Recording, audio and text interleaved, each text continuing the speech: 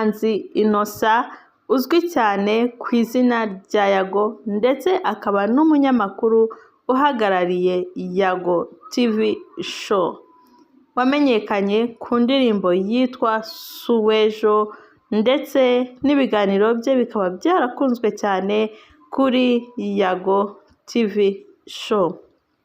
Nyuma aho bitaje kumubera byiza aza kugira ikibazo yibwa channel yiwe, ayibwa n'umukozi we umukorera mu rugo, biza kumubera ikibazo gikomeye kuko channel ye yari imaze gukomera kandi ifite abantu benshi cyane bayikurikirana ndetse abantu benshi ibafasha ibagirira akamaro bitewe n'ibiganiro bimwe na bimwe agenda acishaho.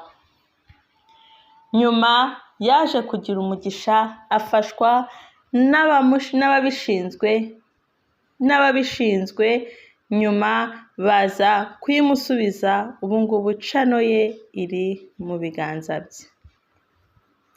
Yagize umugisha agira igihugu kirimo abayobozi beza ndetse bakora akazi kabo neza kuko byaje kurangira bamushubije channel yiwe, arishima ndetse n'abafana be barishima kuko rwose yari imaze gukomera cyane, ifite abasubscribe 650, rwose urumva yuko bari hejuru, ibyo bihumbi ni byinshi cyane.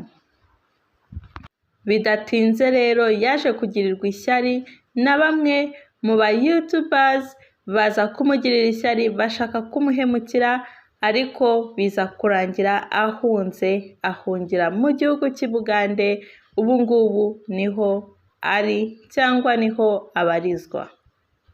Yago rero byaje kumuhira agira n'umugisha atwereka umukunzi we ndetse abantu benshi baramwishimiye cyane, aba Big Energy baramwishimira cyane, ariko nyuma twaje kubona yuko rwose bari hafi kwibaruka kandi ubu ngubu kuri uno munsi tuvugana baje kwibaruka umwana mwiza cyane, umwana ushimishije kandi ubona yuko rwose asa na papa we.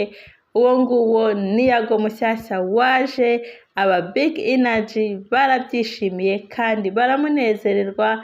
Rero ubu ngubu Yago ni umubyeyi, ni umupapa, aho yagize ati ubu ngubu nanjye nabaye papa, nanjye nibarutse, ndi mu munezero wo kuba mfite umwana cyangwa wo kuba mfite amaraso yanjye ari ku isi. Yago rero ubu ari mu byishimo n'umugore we ari mu byishimo kuko bamaze kwibaruka, bari mu munezero, bari mu mugisha. Twakire neza Big Energy mushyashya waje aho ngaho muri Uganda. Ndabakunda cyane kandi wowe turakora subscribe, please subscribe kuri no channel ya Kimani Harriet Official. Bye, ndabakunda.